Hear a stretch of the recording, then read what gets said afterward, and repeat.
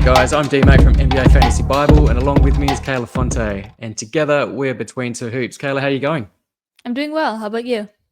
Doing really well. This is the second episode that we are filming today. Make sure you go and check out our first episode. That was our buy lows and sell highs episode. A lot of good discussions on that episode, but this episode we're looking at our ads, drops, holds, and streamers going into week 13 of the NBA season. Shall we get into it, Kayla? Let's do it. Let's do it indeed. So, headlined by a couple of guys, Donte DiVincenzo and Nikola Jovic. But let's get into our ads for the week. So, Nikola Jovic has looked fantastic recently for the Miami Heat. Yeah, and I wanted to pick him up too as soon as I heard about the Butler suspension, but no luck. People are quick with him, but he's only 30% rostered, so go pick him up. Go pick him up indeed. Jimmy Butler's got, I believe, 2 more games of a suspension to play out. So it'll be interesting to see how that does all play out and how that impacts the rest of the guys. Similar situation with his teammate underneath there, Jaime Hackers Jr. So we'll see what Jimmy Butler's return, and I do expect him to return to the team, how that will all play out. But for at least the next 2 games, I'd be adding Nikola Jovic as a priority over Jaime Hackers. But Hackers has his moments, but a little bit inconsistent for my liking. Jovic's fantasy stat set is really good, and a lot of people do call him like a mini Jokic. Similar name, similar stat set, not quite the same, but yeah, you know what I mean. And I think we were hyping him up before the season too. Yeah. I think we were. Yeah, Particularly he was one of our guys. You were high on him, and which is great because it's coming to a 4 now. And finally, again, with some trade rumors around Jimmy Butler, we'll see how that all plays out. I've also read several reports that it's probably unlikely that he moves away from the Heat as well. It's likely that he'll stay with the Heat after trade deadline. But again, a lot of water to go under that bridge. Next guy there, Donte DiVincenzo, highly rostered already, 68%, has moved into the starting lineup for the Minnesota Timberwolves. Yeah, I think that was a great move for him. I know a lot of people were dropping him after he had a little bit of a disappointing run. But now that he's starting, he's looked a lot better, and that roster percentage needs to be higher. Yeah, it's looking like Nick's DiVincenzo, which is a fantastic version of him last season. So, yeah, he has to be had right now. Couple of 3 Detroit plays here in a row. Malik Beasley, probably already rostered, but 38% rostered on Yahoo indicates he's probably readily available. But Malik Beasley is a preference over Asar Thompson, over Tim Hardaway Jr. Tim Hardaway is probably more your streamer level, but he's been hot recently. Yeah, he is a little bit more streamer level just because of what he contributes. It's mainly just points and threes. But Beasley is definitely the preferred option. And Asar Thompson has looked really solid too. He's just a little bit harder to find. A little bit harder to find. Asar Thompson, some of it may be because of Amen Thompson, who we spoke about at great length in our previous episode on our sell high list. But Asar Thompson's shown shades of what his brother can do. And there were moments last season as well where Asar Thompson was a must roster guy and was absolutely killing it. So I think the upside is there with Asar. Mm-hmm. Next guy, we had a Jonathan Isaac sighting. He looked really good yesterday for the Orlando Magic. Yeah, and the Magic are still dealing with a couple of injuries, even though Paolo Banchero returned. So Isaac has that opportunity. And we all know what he can contribute to. The only problem for him has just been his injury history. But when he's healthy, I'm willing to take the chance on him. And I believe that he played the most game time that he has all season last night. He looked really good. He shot really well. We know his fantasy stat set is elite. We saw this a few seasons ago before the injury. I believe that was before COVID as well. So it was many, many seasons ago, but we know what he can do. But I would be adding him speculatively and just see where it goes. If you've got that empty roster spot or someone that you can dispose of, I'd be adding Isaac in category leagues. Mm-hmm. Next guy, similar vein, Lonzo Ball played really well yesterday. Yeah, and Io has been out for a little bit now. I think almost 10 games. So he's had that value for a little bit. I don't know when he's going to return, but I'm streaming Ball in the meantime. Yeah, I think AO is not too far away, but Lonzo Ball's looked fantastic. And again, similar to Jonathan Isaac, different stat set, different type of player, but you know that he can produce the goods in fantasy when given the opportunity, when playing those minutes. And it's just great to see Lonzo Ball back on the court and playing some fantastic basketball. Mm-hmm. The next 2 guys, TJ McConnell and Andrew Nembhard, they've been in and out, more like streamer level guys in 12-teamers, but with some news that Tyrese Halliburton's sustained a hamstring I will say an injury for now, and we don't know of his status moving forward, I'd be looking to add TJ McConnell and Nempard where possible, because I would expect that Halliburton does miss some time. Yeah, I think so too, especially because it's an injury that he's had in the past, well, very recently. So we've seen that McConnell and Nemhard have both stepped up in his absence, and I expect the same thing, depending on how long Halliburton is out for. Yeah, look, depending on the number of moves, transactions that you have every week, you may want to wait for any confirmation around Halliburton, but I'd be getting on the front foot where possible and just adding these guys anyway, because they're not going to give you donuts. They won't give you zeros. So perhaps Halliburton misses a week or two and you get some fantastic value out of both of these guys. Next one, Donovan Clingan. Started in the last game. DeAndre Ayton missed. Clingan played some fantastic minutes. Robert Williams did have a stretch where he was playing really well, but that was many weeks ago. Yeah, and we've seen what he's capable of this season when he's given that opportunity. And he's definitely going to be one of the big silly season heroes too. Mm-hmm. But while we have some injuries at the center spot, he's going to thrive. This is similar to Jonathan Isaac. I think this is a speculative ad, and one that if you wanted to get ahead of the game, ahead of the curve, I'd be adding Donovan Clingan because I think he's going to go nuts. I could see him being a top 50 category league guy to end the season, not necessarily from this point on, but to end the season, like you said, in the silly season. But if you wanted to get ahead, I'd be looking to add him quite shortly. And the next two guys, Spencer Dinwiddie and Quentin Grimes, they've been fairly inconsistent, but I think they just have to be added or held in a category league and perhaps even in a points league situation. Yeah, I think so too. And it really just comes down to Luka and Kyrie being out for a longer period of time. And even Jaden Hardy has had his moments too. Yeah, Jaden Hardy had a pretty disappointing game, but I think Hardy's Mhm. another guy that can be at least streamed while Luka and Kyrie are out. I think Kyrie's probably going to miss another couple of weeks and Luka a little bit longer. So, yeah, those Mhm. guys, Klay Thompson's stepped up as well, but he's widely owned. So these guys should be added. Another few here. Peyton Watson's looks really good, and I was really high on him coming into the season. I thought he would start. It's not to be. I think you've got Aaron Gordon. Aaron Gordon's a very good player. So Peyton Watson hasn't started, but when he has filled in for Aaron Gordon, he's looked really good, and he's just really playing good basketball right now. Yeah, he was amazing when Aaron Gordon was out for a few weeks there, and he was highly rostered. Obviously, that went a lot down when Gordon came back, but now he's providing good value again. Yeah, he's more than just a block streamer, but yeah, he does get a lot of value from those blocks. Now, another guy, his teammate that probably has been rostered in your league. In most competitive leagues, he should have been rostered probably 3 or 4 weeks ago, but Russell Westbrook just looks tremendous right now. Is it the Russ of old? I don't know about that, but I think we're definitely seeing glimpses of him. He's looked amazing lately. I know a lot of people weren't very high on him to start the season, but he's looked really good, and I'm happy for him. Yeah, in a punt free throw build, fantastic. He's giving you Mhm. fantastic value. And in a points league, similar situation, just really, really good right now. And he probably is a sell high, but yeah, he just looks great. It's great to see right now. Now, the next three are Nets, and we know that there's some Nets injuries as well. So Cam Johnson, Cam Thomas, D'Lo as well. So Ben Simmons played Mhm. well yesterday. Keon Johnson's played really well over the last probably week to 2 weeks, and Zaire Williams as well has played really well. Yeah, Johnson is definitely my preferred pickup here. I've had him for a couple of weeks in some of my deeper leagues, and that's been really paying off.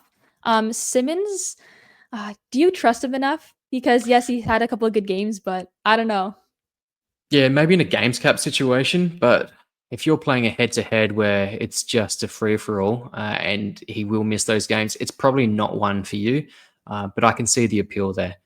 But Mhm. yeah, just watch this space because Cam Thomas is probably out for quite some time. Cam Johnson, I'm not entirely sure of his status, Kayla. Any updates on Cam Johnson? I haven't heard anything recently. I could check right now, but let's take a look. We just know that with Cam Johnson and Cam Thomas out at the moment, yeah, there is a little bit more value for these guys. Other guys that we'll talk about shortly, like Noah Clowney, he's Mhm. had his moments. Horrific shooting yesterday, but yeah, keep an eye out for some of these opportunities because we know that Nets, similar to what we'll see with Portland Trailblazers, Nets shenanigans down the stretch as well. So keep an eye out for these Mhm. guys. Any updates on Cam Yeah, there Johnson there? hasn't really been much reporting. The last reports were from Saturday, and it just said that he wasn't going to play on Sunday. That's his fifth straight game that he's been out. He was supposed to be reevaluated on the 10th, so I believe that was Friday. But there hasn't been any updates from the Nets regarding his progress. So Intriguing. that's a little bit Trade worrisome. deadline. Trade deadline 3 weeks away, hey? I'm only I know, joking, right? but there's a lot of rumors around Cam Johnson as Mhm. well. So, yeah, it wouldn't surprise me, but yeah, we're trying not to read between the lines there. Max Strus looked really good a couple of games ago and then had a stinker in the last game. Could be one of those speculative ads because we saw that he had some nice 9 cat value last season. Yeah, he's been a little bit up and down, and it's funny because every time that I've streamed him, he's done bad. So just to help you guys out, I won't pick him up anymore, and then he'll be doing a lot better, and then his roster Yeah, so he'll percentage be will go up. a top 50 guy if you do not pick him up. So do us all a Exactly. favor, Kayla. Do not pick him No up. problem. The last guy, Zach Edey, he's come back from, I believe, concussion, slow ramp up, not playing very many minutes. So has been dropped in a lot of spots. I'd be looking to hold him because I know that his stat set is conducive to fantasy value. Yeah, I would too. He's still ramping up. The minutes have been a little low, and some people get frustrated a little bit quickly. But I think in this case, you just have to have patience, just because we know what he's capable of. Santi Aldama has also come back recently. Do you think that has impacted Zach Edey's minutes? I think it has a little bit, but I think he can get pretty close back to his form from before the injury. Yeah, I think so too. Here's some holds. And we'll probably think of them as some soft holds, but Goga Mhm. Badadze, he has looked fantastic. But Paolo Banchero's returned to the team. Badadze is also, he left the game early yesterday with what I believe is a hip contusion. Yeah, I still want to see how the updates go with that. But just because he's looked so fantastic over the past several weeks, I would be leaning towards holding him. But then Mm, again, it does depend on his injury status. agreed there. Jonathan Kaminga, now you put this on the list, and I'm probably Mhm. not there with you, but you think he's a hold. I think he's a soft hold for me. I know that he's injured, but the only reason I'm holding him is just more for a speculative reason, with just shenanigans around the trade deadline. So there's Yeah. no guarantee that something's going to happen, but we know that the Warriors have been mentioned a lot in trade rumors. So Mhm. that would be the only reason I'd be kind of inclined to hold. And But to you could drop support, if needed. yeah, and to support your case, if you could just stash him on IR or IL, but he was playing some fantastic basketball before the injury. So I Mhm. get it. If you can afford to stash him, I'll do the same as well. Peyton Pritchard, we know that he's probably the favorite for the Sixth Man of the Year award, but there's a lot of drops at the moment. Are you dropping or are you holding? I'm still holding. We've seen what he's done throughout the whole season, and a couple other Celtics players have been going through some slumps, and we've talked about them in our buy lows, like Derek White, for example. So maybe it's just like one of those slumps. I kind of want to see how it continues. I mean, Yep. if it's consistently bad value, then you not know when to move on. But for now, I'm holding. And you mentioned Derek White in the Buy Low show. We talked about Kristaps Porzingis re-entering the lineup. Has that also had a negative impact on Peyton Pritchard? I think it has, and we kind of discussed this in the past too when we were talking about when Porzingis was going to return to the team from his injury, and I think we're just seeing the effects now. But I'm not super worried. Yeah, I'm not worried. I know that the Celtics will look to rest some of their guys every now and then as well because they're just that good, they're that deep, and they can afford to do that and still probably get the number one seed in the East. So, yeah, I think Peyton Pritchard is a soft hold at the moment. Bogdan Bogdanovic, he hasn't been a must roster guy as much as I loved him coming into this season. Mhm. Sort of an interrupted season so far, but is he a hold? Yeah, I will say though, I have been pretty disappointed, just with injuries and things like that. He's also a soft hold for me, just because I know what he can do. But then again, I understand that if you really need a win or you're fighting for a playoff spot, yeah, you probably do have to move on. So he's not a must roster guy, but I would hold if possible. Yep. And finally, Bilal Coulibaly. Kyle Kuzma has returned to the lineup, and I think that has impacted Bilal, but you think he's still a hold? I think so too. I'm holding on to him, especially because we know about silly season shenanigans, and yes, that's still a little bit of ways away. But there is also that trade deadline coming up, and there's been a lot of players in the Wizards, notably Kuzma, who have been mentioned in trade talks. And Kuzma has been absolutely horrific. He's damaging your Yeah. category league team right now. So Bilal Coulibaly, he's part of the future for that exciting young Wizards team. But yeah, I would, where possible, also try to hold him. These are our drops or droppables. So that is just to let you know that in not every situation do you have to drop these guys, but they're a consideration to be dropped in a 12-teamer, or they can be streamed. Starting with some of the injured guys, I think no-brainer Jaden Ivey and Herb Jones need to be dropped. Jordan Clarkson's probably out for another 1 to 2 weeks as well. Yeah, I think if anything, like Clarkson could probably be picked up at some point, but I mean, you don't really have to hold on to him for that. Yeah, he's not a must roster. And speaking of not must roster, Wendell Carter Jr. now, he's just been completely disgusting, Hmm. particularly lately. And Goga Badatse, hence why we said that Goga is a soft hold for now, because Wendell Carter Jr. is just not very good. Yeah, he's been struggling too. But it was funny because I remember when he had that one like really good stretch, and everyone was like, "Oh, like I gotta pick up him and drop like all these good players." And I said, "Don't do that because remember, like Carter Jr., he's inconsistent and he's a lot of injury concerns, and we're seeing that now." Yeah, it's disappointing for someone I thought earlier in his career, I thought he could really, I won't say dominate, but be a fantastic fantasy contributor, but not Yeah. to be. Dennis Schroeder, he's very much a streamer level guy, but yeah, the Warriors tend to rest some of their stars every now and then. He's more viable as a streamer or as a hold in those situations. Yeah, I think so too. Like you don't really have to keep him on your roster, especially if you want to open up a streaming spot or something like that. He definitely has his pockets of value. When someone like Curry is out, for example. Yeah, and the reason why he's on this list is because he is still highly rostered. And I think that's just a carryover from when he was doing really well at the Nets. So he's not a must roster guy, but yeah, like we said, more a streamer level guy. Tyus Jones, now, yeah, he has really fallen apart. Yeah, he has. I'm still leaning towards holding him in a couple of my deeper leagues just because the waiver wire is pretty bare, so he still has value there. But yeah, the numbers have really dropped off, and I'm curious to see what happens around the trade deadline. Maybe a move could help his value or make it worse. Yeah, something makes me think maybe that Bradley Beal move to the bench has actually hurt Tyus Jones. But yeah, it's Mhm. interesting to see the decline in Tyus Jones' value. Grady Dick, Toronto are relatively healthy now, and Grady Dick has suffered. Yeah, that's exactly it. I mean, he could have some value come silly season, but right now when they're healthy, it just hurts him. Yep, Scoot Henderson, he had his moments over the last fortnight, but he's really coming back to the field now. Exactly. And he's a silly season hero, so just wait for that. Just wait for that. And we mentioned how Portland are probably going to have those shenanigans. We love that term. Anthony Simons may sit quite a few games towards the end of the season. So Scoot may actually be quite um, worth a fair bit down that stretch. Brandon Pajemski, he's injured at the moment, so he's not a must-hold guy in my opinion. Would you agree?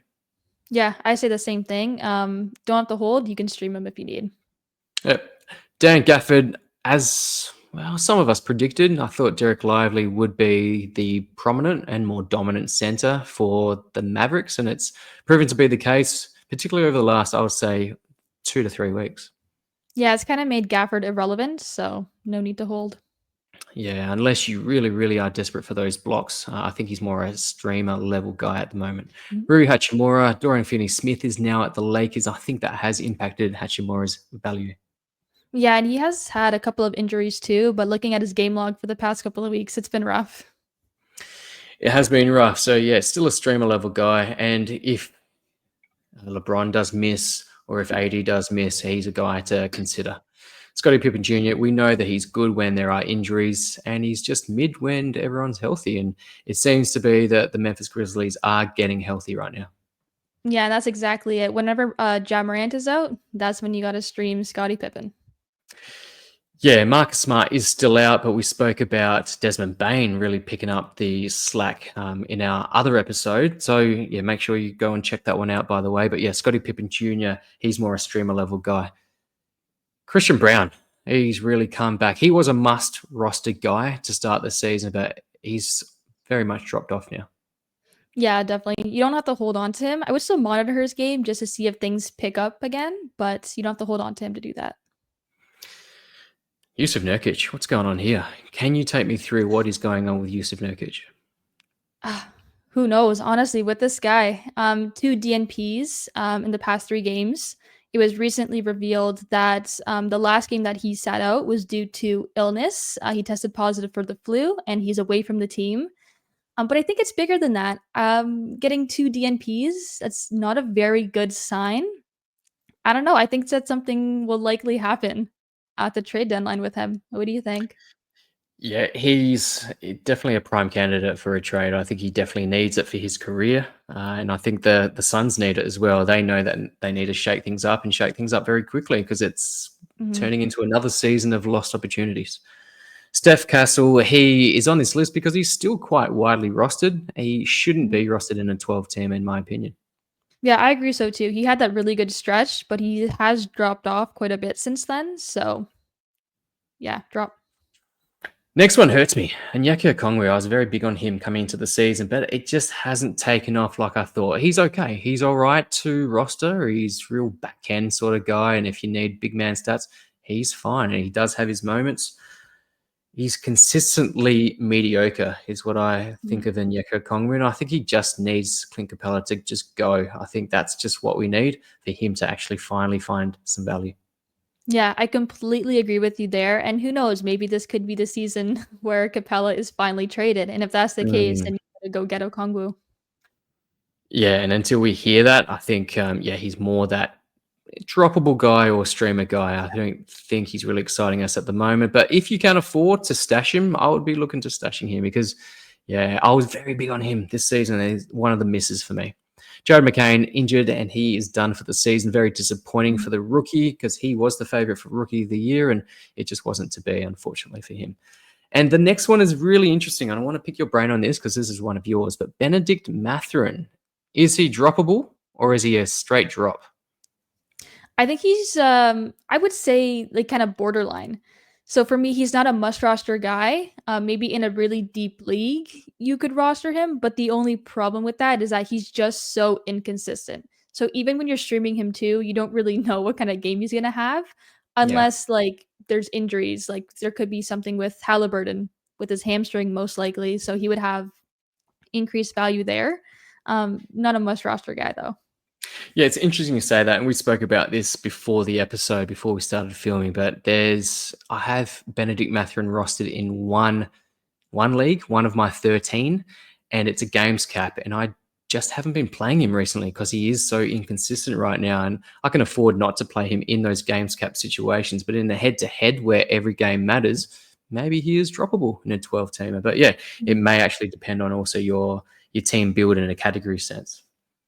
Okay, next one, pure streamers. So these are guys that are just day to day. You're looking at getting some value. But starting with Luke Kennard, we spoke about Memphis, but we'll just quickly go through some of these names. And if possible, you might want to pause this on YouTube and take a look at the list. Unfortunately, those listening on a podcast can't do that. So we'll just quickly go through the names. But Luke Kennard is a streamer. Noah Clowney, I thought he had some upside, but yeah, he's just so hot and cold and hit and miss. And he's just turned into a volume shooter at the moment.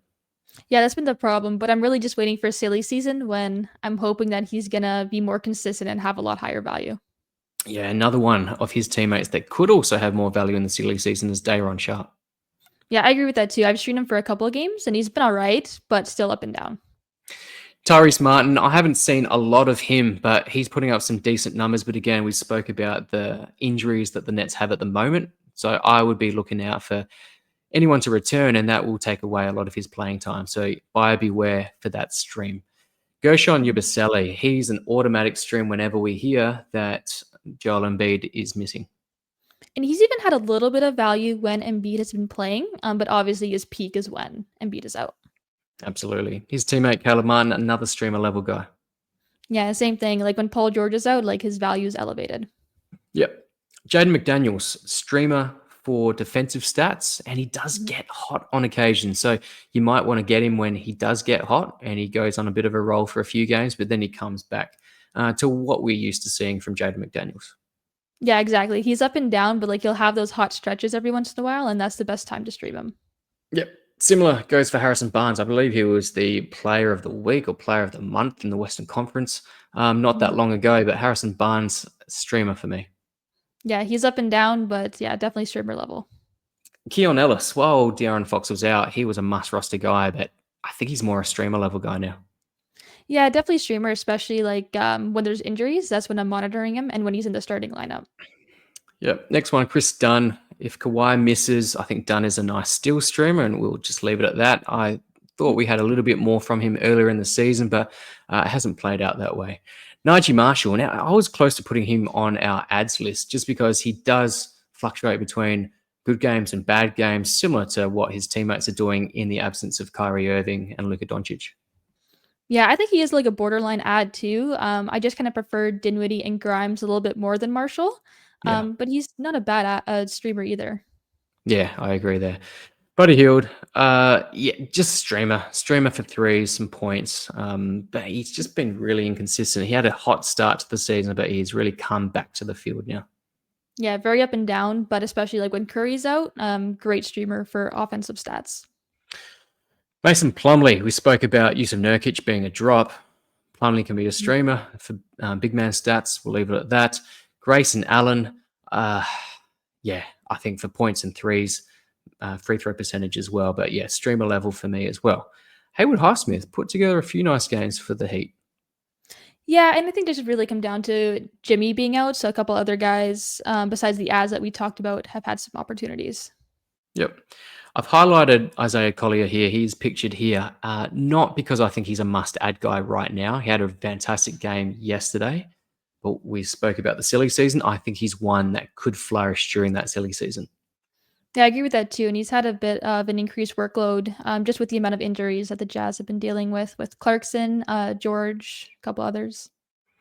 Yeah, absolutely. And I don't think Keontae George too far away, and I think Clarkson, like I said, 1 to 2 weeks away.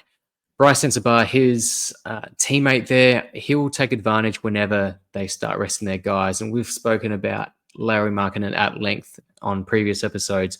Whenever he has a great game, you look to sell straight away because I do not want to trade for Larry Markkinen because of this situation with the tanking Utah Jazz. Yeah, I totally agree. But yeah, Sensabaugh looked really good in a couple of games before he had an injury. I think he went off for like 27 and 30 something points in back-to-back games. So that's Yeah. promising. Not much else, but yeah, good scoring. Yeah. I guess Kyle Filipkowski is in a similar boat there at the Utah Jazz. So keep an eye on those guys. Dorian Finney-Smith putting up decent numbers in limited time, probably playing the mid-20s in terms of minutes per game at the moment, but he has a nice role, but streamer level for me. Bit crazy. I think it helps with a couple of injuries, particularly with Jalen Johnson at the Hawks, but he's a guy that will probably be out of the rotation as soon as they're all healthy again. Yeah, that's exactly it. Especially like Bogdanovic has also been in and out too. So he has increased value. Yep. Jose Alvarado, still streamer, as simple as that. Mhm. Lou Dort and Casson Wallace, similar, still sort of streamers, but Lou Dort, yeah, he can just get hot on occasion and then he can just go missing on occasion. Yeah, and that's the thing. Like he's pretty inconsistent, so sometimes you're taking a chance with streaming him, even when he's having one of those hot stretches. But he still has decent value when he's going through a good period. Absolutely. Well, thank you, Kayla. That's the end of our ads, drops, and streamer show. Any final words? Yeah, just go make sure to check out our other show that we recorded earlier, Buy Lows and Sell Highs, and BBB as well, Bitches Be Balling with Yuri. Make sure to check that out. Absolutely. Appreciate the Any other support. projects? Yeah, absolutely. You guys are doing a fantastic job. I love listening to you and all Thank the you. guests that you have as well. Very intriguing. Anything else on the horizon? Couple of articles. I've been trying to do one a week, so hopefully I can stick with that for the rest of the season. Yeah, look, and we'll also look to have a trade deadline show, whether it will be live or whether it will be a reaction video after. Time will tell. Would love to get your feedback on that as well. If you'd love a live show, would love that encouragement as well. It would be around probably starting 2 a.m. my time here in Australia. So if you encourage me, I may want to get up for that and give you a live show. So yeah, let us know in the comments. But yeah, continue to support us. Make sure you give us a like and subscribe on all of our platforms on YouTube, Spotify, Apple Podcasts, also on Twitter. Make sure that you follow Kayla on Twitter at Kayla_Fonte and myself at NBA Fantasy Bible. We're also on Blue Sky as well for those that are not yet initiated. Make sure you chat to us and follow us on that platform as well. But until next time, Kayla, thank you so much, guys. Thank you. See ya.